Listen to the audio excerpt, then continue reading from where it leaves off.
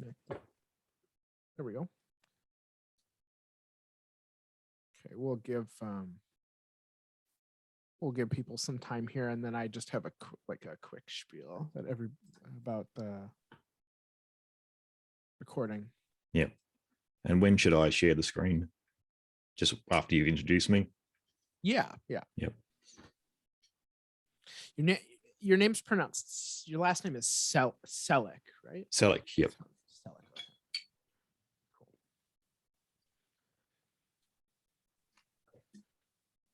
Just gonna give this to 3:45, and then we'll get going. Well, hopefully.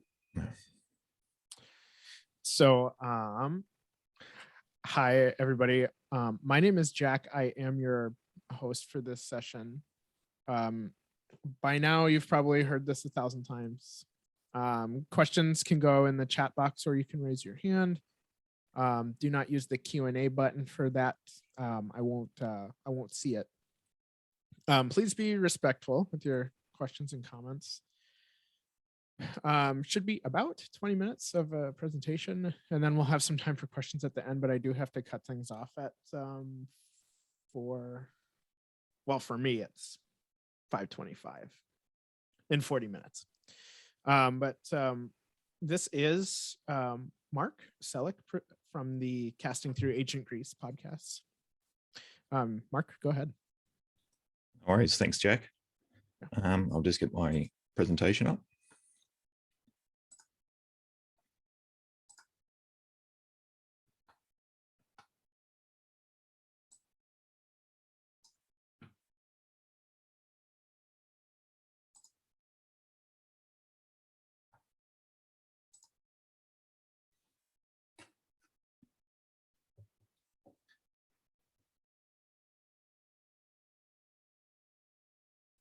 All right. Hello, everyone. I'm Mark Selleck, the creator and presenter of the Casting Through Ancient Greece podcast, where I follow a chronological look at ancient Greek history. It's great to be here at the Intelligent Speech Conference, and I'm very appreciative of all of you being here and making it to my presentation today. For my presentation, I'll be talking about an age of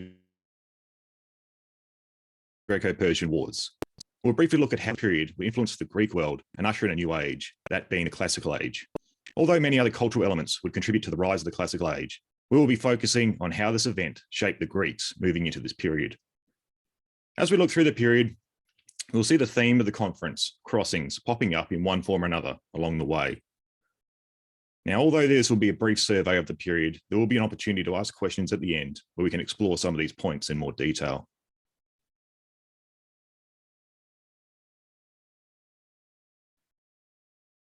So periods of history are usually broken up into ages to help us classify certain periods based on defining aspects within them. The Greco-Persian Wars would break out at the dawn of the 5th century BC, but there would be a number of ages in Greek history that would precede this. One of the earliest ages that would be seen to directly influence those followed would be the Bronze Age, lasting from around 3000 BC to 1050 BC. As might be obvious from its name, the age would be defined by the most common metal used for crafting tools and weapons, that being of bronze. Though ages would usually come to an end, mainly through great dramatic events or progress and innovation. The Bronze Age would see this end through what is known as the Bronze Age collapse, a disastrous series of events that would affect the entire Mediterranean world that is still not fully understood to this day. This would see the Bronze Age cross over into what is sometimes referred to as the Dark Age or Iron Age, often defined by iron becoming the dominant metal, and also due to cultural regression suffered in the wake of the Bronze Age collapse.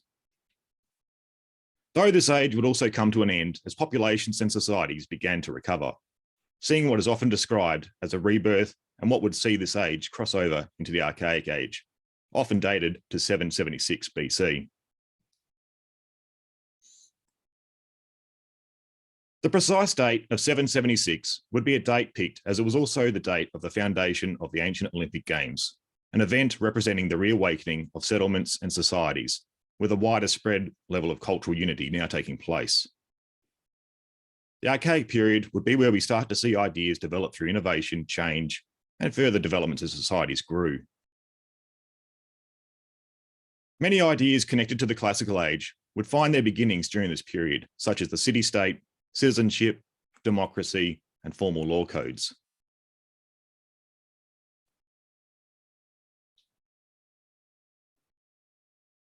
Along with the innovation and development that was taking place, there would be an event on a grand scale that would see this rebirth or Archaic Age cross over into what is the beginnings of the Classical Age, also seen as the age of the highest cultural achievement in ancient Greek history. This event would become known as the Greco-Persian Wars and the main subject of Herodotus, author of the oldest surviving work of history in the Western world, the Histories. As the name of the war suggests, it would take place between the Persian Empire and the Greeks, when Persia would invade Greek lands. Though it's important to note here, not all Greek fought against Persia. Many city-states would fight for Persia or remain neutral. Only a small fraction would oppose the invasion. Now, much like the assassination of Archduke Franz Ferdinand in 1914 is seen as a flashpoint for World War I, an event known as the Ionian Revolt would be seen as a flashpoint for the Greco-Persian Wars. Though, like with World War I, there would be deeper roots that would lead to conflict. The Ionian Revolt took place in a region known as Ionia, along the Anatolian coastline, a part of the western boundary of the Persian Empire. The region of Ionia was dominated by a number of Greek city-states that had been established during the Dark Age and Archaic Ages, with Greeks from the mainland setting up colonies. These Ionian cities had only recently become subjected to a higher power, first through the Lydian Empire and then that of the Persians, when they conquered the Lydians. This loss of freedom, strains of taxes, and dissatisfaction with their forms of government would finally see frustrations boil over into revolt in 499 BC. This would then see the Ionians seek assistance from their cousins across the Aegean on the Greek mainland. Athens and Eretria would provide ships and men, but the campaign they set out on with the Ionians would be defeated and also result in the burning of Sardis. The next few years, the Persians would resubjugate Ionia. Herodotus would tell us through a story that Athens would not be forgotten for their part, as for whenever Darius, the Persian king, sat down to dine, his servant would whisper in his ear, "Master, remember the Athenians."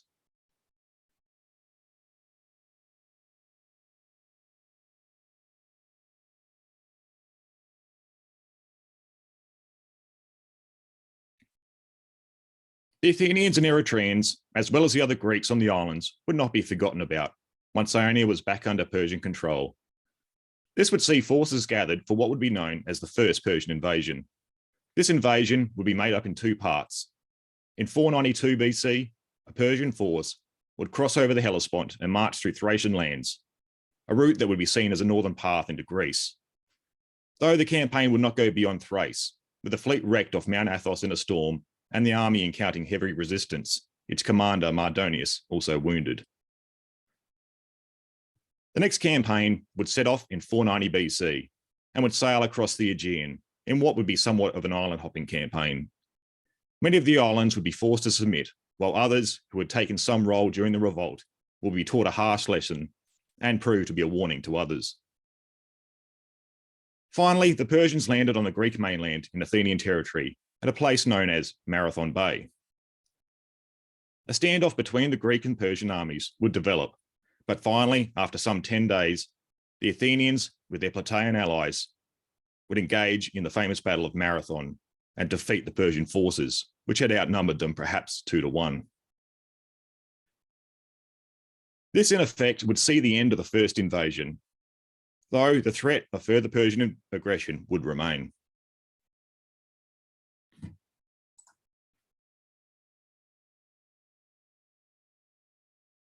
The Greek response on the mainland had been lackluster at best. Only the Athenians and Plataeans had marched out to oppose the Persians once landing on the Greek mainland. Athens would attempt to assist Eretria, but would fall back to Attica before the Persians landed. While they would also seek Spartan assistance, though the Spartans wouldn't arrive on the battlefield until Marathon had already been fought and won by the Athenians. The state of affairs in Greece before the Persian invasions had been conflicts that were directed at other Greek city-states, with perhaps small alliances being formed. These wars were on a smaller scale, usually focused on particular policies or regions. For this reason, many rivalries would be created between many regions throughout Greek lands. Now the city-states of Greece found themselves facing an outside threat that would see these rivalries and state of diplomatic relations at a crossroads. If they could not set these differences aside and form some sort of cooperation, then Persia would be able to conquer those resisting one by one. Although the first Persian invasion was defeated, preparations were being made back in the Persian Empire to launch yet another. This second invasion would be 10 years in the making and led by the new Persian king, Xerxes. The Persians' preparation also included seeking earth and water from many Greek city-states, these being tokens of submission, which a number of city-states would offer up. Though a small collection of Greek city-states would come together and attempt to defend against the invasion. This would include Athens and Sparta, along with 29 other city-states, even though there were well over 1,000 throughout the Greek world. This would be known to us as the Hellenic League and would be a departure from the past limited regional conflicts that dominated earlier Greek history. Though it would appear attempting to form this unity would also prove to be difficult. The members all had a common goal of defending against Persia, though other differing interests would come to see the direction of the League's actions strained at times. We even find there doesn't appear to be any clear direction in the initial plans for the defense of Greek lands, and would take a number of meetings and a failed expedition before some sort of plan was agreed upon. Also, as we will see, there'll be a number of times where the unity of the League would be threatened due to the other interests of the various members, this mainly through the competing interests of Athens and Sparta.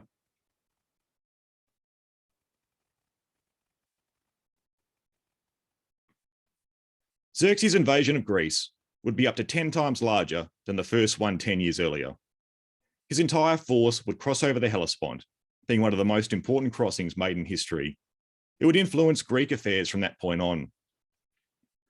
We are told through Herodotus that Xerxes' army was so large that it took 7 days for the rear of the army to reach the head of it. Also, this force would supposedly drink a number of streams and other water sources dry. This crossing would see the Greeks having to respond to a threat that had not been rivaled in their past. It would force fiercely independent city-states to have to come together and attempt to work for a common goal. The Persian threat would prove to be the common threat holding the Hellenic League together, though other interests would never be far behind as the invasion unfolded. The Hellenic League would be commanded by the Spartans, seen at this point to be the most powerful of all the Greek city-states on the mainland, though this conflict would see Athens rise to challenge this position. The League would eventually come up with a defensive plan that would see them defend Greek lands as far north as possible. This would see their forces await the Persians' arrival at Thermopylae on land and Artemisium at sea.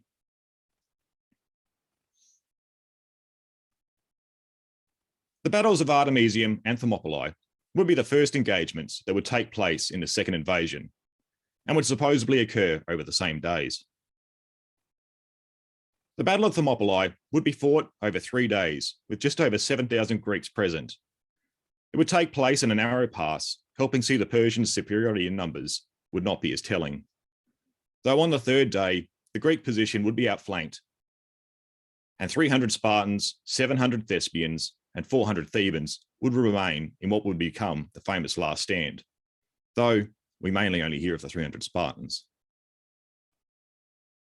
The Hellenic League Navy had been engaging the Persian fleet some 40 miles northeast at Artemisium in an attempt to prevent the Persians landing behind the Greek positions on the land. The Greeks would gain tactical victories over the 3 days, but it was becoming a battle of attrition, one the Greeks couldn't win. This realization and the news from Thermopylae would see the Greek fleet withdraw in order. The Greeks' withdrawal would see central Greece now undefended and the Persians would march onto Athens, taking control of it and sacking it.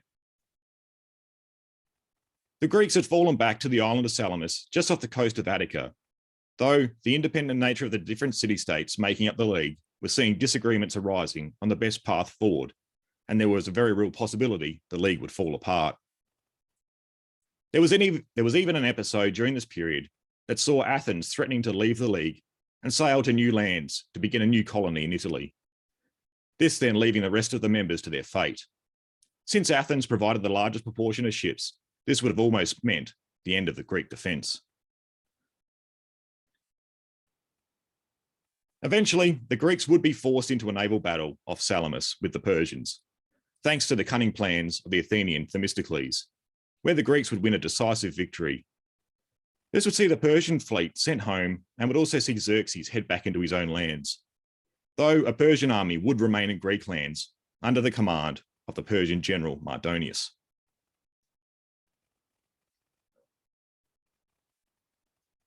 The campaign would then drag on into 479 BC, with the Persians leaving Athens for lands more suitable for wintering. During this period, diplomatic maneuverings would be taking place between Athens and Sparta, the Athenians trying to get the Spartans to head north and challenge the Persians with them, while the Persians were attempting to win the Athenians to their side. The interests of the different city-states would stall agreements on how to proceed with the campaign all through the winter, while Persian forces would once again occupy Athens, seeing the Athenians head back to Salamis once again.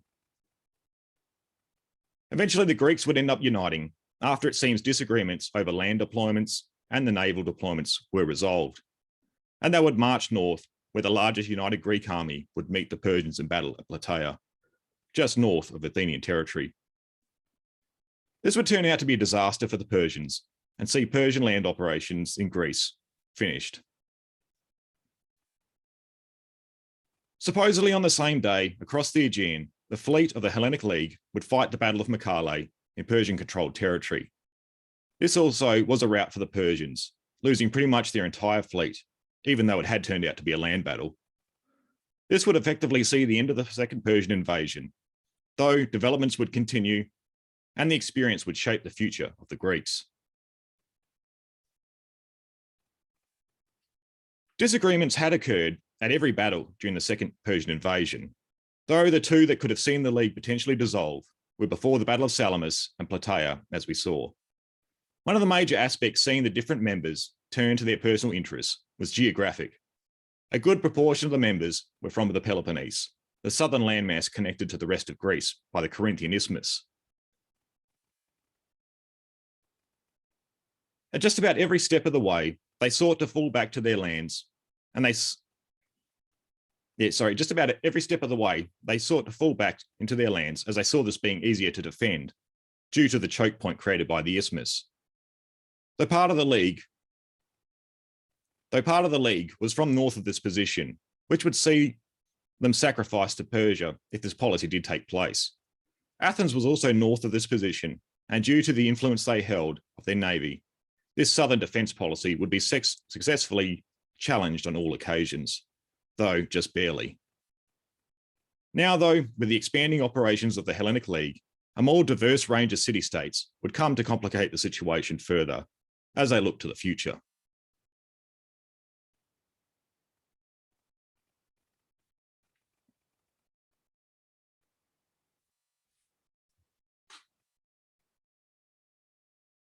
The victory at Mycale had now seen the fight brought into Persian lands and also saw the Hellenic League at a crossroads. More members were brought into it, but they were Ionian and other Eastern Greeks with different objectives in mind than that of the Hellenic League when it was first created.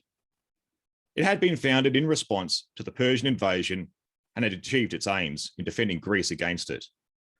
But now the competing interests of Athens and Sparta came to the forefront. Athens' interests lay in these lands across the Aegean, while Sparta's were back on the mainland.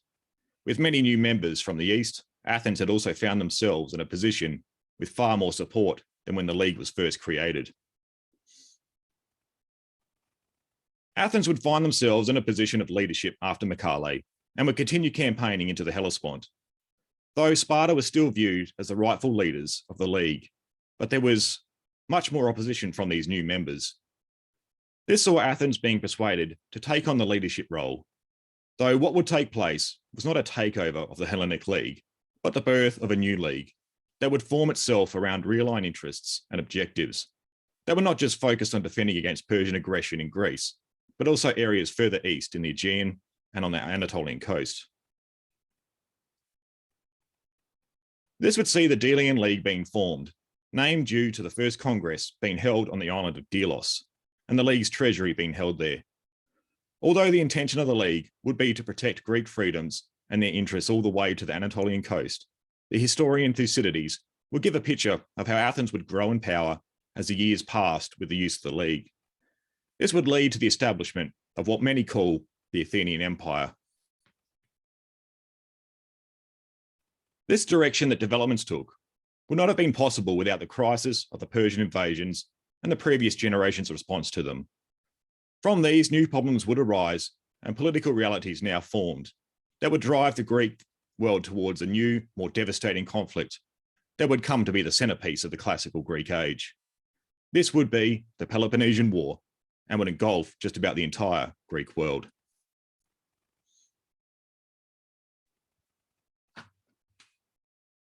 Thanks everyone for listening to my presentation. This is just a brief list of resources here as well that give you an idea of further reading, a number of primary sources and also a number of secondary sources.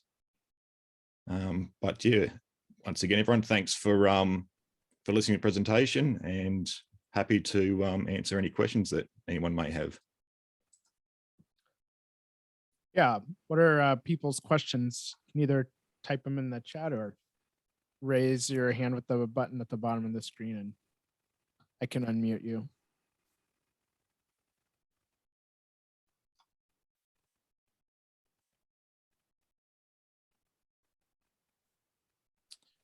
And I have a question for you, Mark. Yep. What got you interested in Greek history? In Greek history? Well, my background before getting into Greek history was I was interested in military history. I had a background in the military myself, and I used to focus on many different time periods. And I had a friend of mine who suggested I read Herodotus, and so I took him up on that offer. And I found after reading Herodotus, I became hooked on Greek history. I read it for studied it for a good year and a half, and then did move on to other time periods, but there was always something in the back of my head that was wanting to know more. So I did travel back and take Greek history back up again. And that's where I've been for the last number of years now. So I just, and then obviously creating the podcast was a follow on from that, trying to do more with my learning of history. And I found doing a podcast is excellent for understanding the history even more so, because I need to kind of understand what I'm talking about to present it to others. Right. We do have one, let's see, a couple questions in the chat. So Elizabeth asks, where would you rate the Battle of Salamis in battles that changed the world? This is always a big debate too. It's especially even in the realm of who was more important in the Greco-Persian Wars, Athens or Sparta. But it's hard to see. Like Salamis does seem like a bit of a turning point for the Greco-Persian Wars.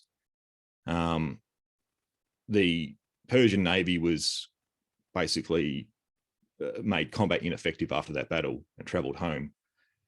And then also, in effect, it had made future operations for the Persians in Greece much more difficult.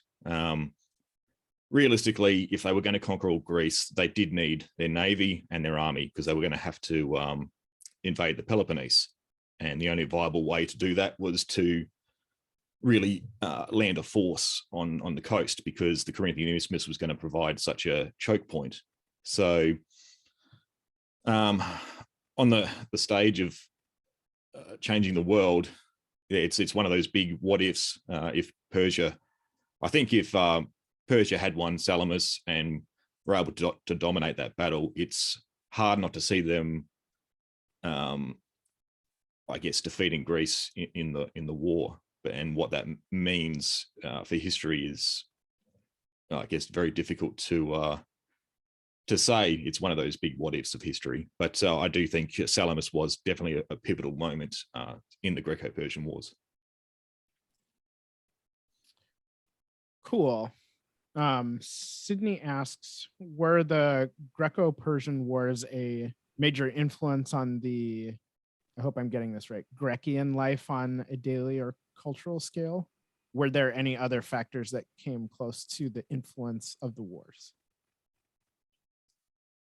So the Greco-Persian Wars, I think, were a major influence, because I think it's at a point where it really departs from, like, earlier Greek history. We hear about conflicts between other Greek city-states, and that's what dominated their history and even their politics. So how they dealt with one another was more regional. The Greco-Persian Wars would bring in, I guess, an outside threat, which would start to see the Greeks need to cooperate on a much larger scale than they had previously. In their regional conflicts, they may make regional agreements. I guess one of the biggest examples of this was the Peloponnesian League, where the Spartans had agreements with many Peloponnesian states, but that was for their own regional security. And what it seems to really drive how the Greeks would interact with one another because of this threat and what unfolded because of it. And that's, I think, it definitely helps pave the road, among other things, towards the Peloponnesian War developing. And yeah, so it's I think the wars were a major influence on this fact, just because of the fact that it was such a different threat that the Greeks were actually now facing. Okay, Zoe asks, and bear with me here because I am not familiar with this kind of history, so I may not get these words right. She asks, do you know what side of the conflict the Cyclades, particularly Thera, fell on in the Greco-Persian Wars? And did they go on to join the Delian League after the end of the war? Thera, particularly, I'm trying to recall. But what did tend to happen was, as the Persians came across, a number of the Greek islands did side with Persia. And at the end of the day, it's very pragmatic. I mean, a lot of them had no other choice. If it was, and this had been sort of shown during the first Persian invasion, if someone resisted, their towns would be sacked and destroyed, and there was really no one coming to help them. So if they wanted to survive and keep their way of life, they needed to submit to the Persians in one form or another. With the Delian League, we had, again, this many islands and Eastern Greeks would become part of the Delian League, and simply, especially in the beginning, it was much on the reason because of the interest that lay in that region. It was security for securing their own security, also providing security for trade routes that went east. And this was also another factor that why Athens was such a powerful member, and why the Delian League began, because Athenian interests, especially in trade, were very much aligned with the Eastern Greeks. So they had a strong common link there to form that. And yeah, you do find a number of islands that did become part of the league. I did have a map in that presentation. I didn't actually pay attention if Thera was in there, but it's very difficult to tell when certain members became part of the Delian League, because we don't get a tribute list until I think about 450, which actually outlines some members. Before that, we just know that some cities on the Anatolian coast and many of the islands did join, but down to specifics, it's not 100% certain. Sydney says, it seems like Western historiography tends to sympathize with Greece. Do you find that the Persian perspective tends to be more represented / celebrated in the East? Yeah, I think it basically comes down to why the Greek perspective is more celebrated is because many of our sources are Western, and we have a tradition where the Western world has tried to see our origins in classical Greece, classical Athens, and then we try and align many of our struggles with the Greeks' perspective. Persian perspective, I think perhaps more modern times, you may find that. I don't know whether this is more of a people are trying to find their roots through like a common ancestry to places. And it has been a major factor why the Persian perspective has perhaps not been as forthcoming is because of the lack of sources. And it's only recently that we're starting to get much more, a bit much more of an understanding of how what was taking place in Persia at that time. I mean, there's a number of books that I've got that that sort of delve into this aspect. But again, there's a lot of, I guess, best guesswork taking place as well because of the lack of sources, trying to understand what certain inscriptions meant and what they were doing within the empire. Again, another fantastic podcast to check out, especially for the Persian perspective on all this period, is Trevor Cully's The History of Persia. He does a fantastic job, and I've spoken to Trevor before, and he's definitely helped enlighten me on certain Persian perspectives.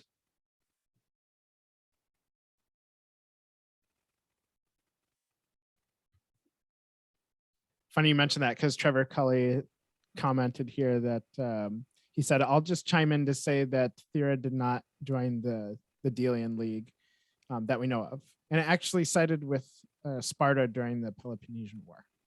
Okay, there we go. Kevin asks, one of your slides has two pictures of statues that look like twisted snakes. What are they? Okay, yeah, I'll put them in there. I was hoping someone might ask about that so I could talk about it. So that's the serpent column, and it was made after the victory at the Greek, the second Persian invasion. And on those columns, they had inscribed the 31 different city-states that defended Greece. It's now held in Istanbul at the moment. So the ruins of it's just the basically part of the coil that's left now, and that was taken back and set up in Istanbul. But yeah, originally it was dedicated and all the dedicated to the Greeks' victory, and all the city-states that had participated in some way in the defense of Greece had been inscribed on that column.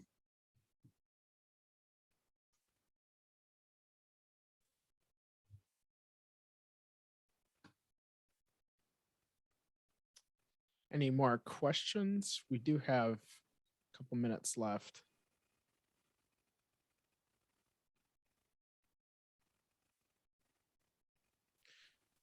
Mark, do they have, I suppose they've never found the snake heads on that statue? I'm trying to recall. I do know there are drawings of one of them. So I'm not entirely sure when it was actually destroyed, but from what I understand, the heads were intact at some point during more modern times.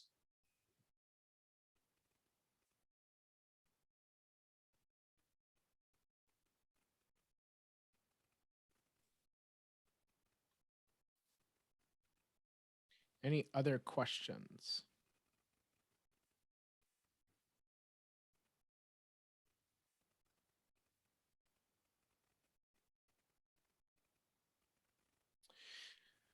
Elizabeth asks off topic, but what does it say on the what does it say on your t-shirt?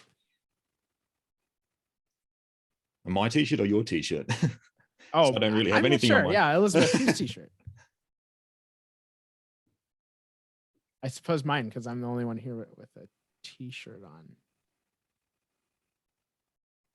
Rainbow t-shirt. Oh, That's yours, Jack. it has nothing to do with Greece, but it says I keep all my dad jokes in my database. I, I suppose it's backwards for you guys, but that's what it says. You asked.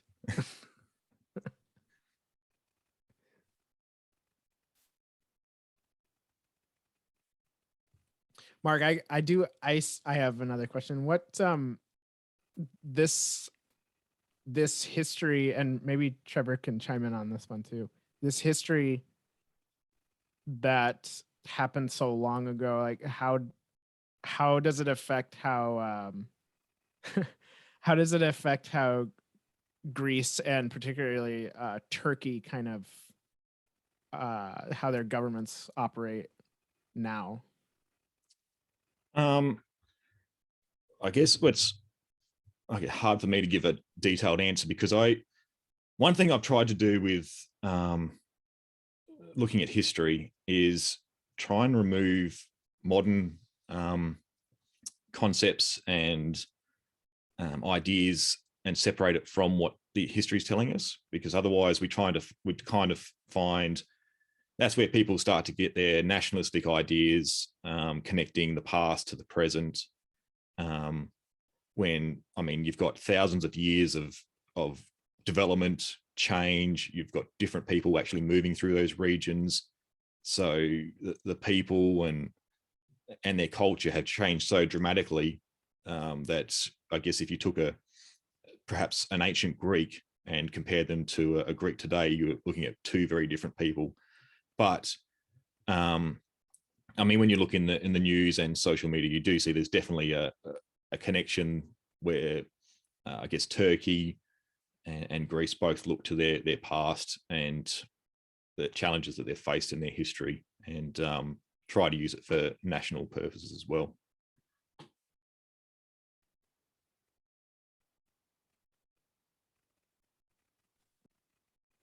Trevor says, "Oh, don't look at me for Turkey. They fight, but there's a lot more recent stuff to cause that." If he also says, if you need another, what's a more definitive shift in the Persian Wars, or sorry, what is a more definitive shift in the Persian Wars? The defeat of the invasion or the counteroffensive? Is his question. I read it funny. Yeah. Well, I think it's a tough one, because without the invasions initially, I think this is what really shapes the response and how these city-states would develop, that would then see the counteroffensive take place.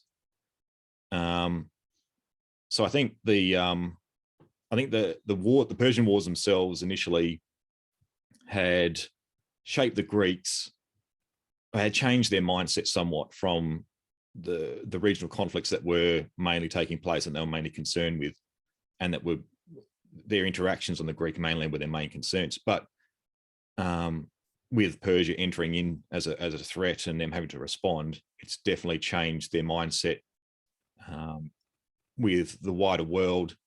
And also it definitely contributes to how they would deal with each other, because of their interests were now tied up with what Persia was doing over in the Aegean towards the east, and especially you've got one side, especially Athens, who's got far more interests with the lands that Persia is involved in, and especially their trade route that heads through the Hellespont, whereas Sparta was not so concerned, so the interests were not really aligned, and that would shape how the counteroffensive would develop, since Athens would take the lead in that role, and but then also it would cause, well, it would go some way into causing the Peloponnesian War breaking out because of these diplomatic maneuverings that have been taking place over the next sort of 50 years.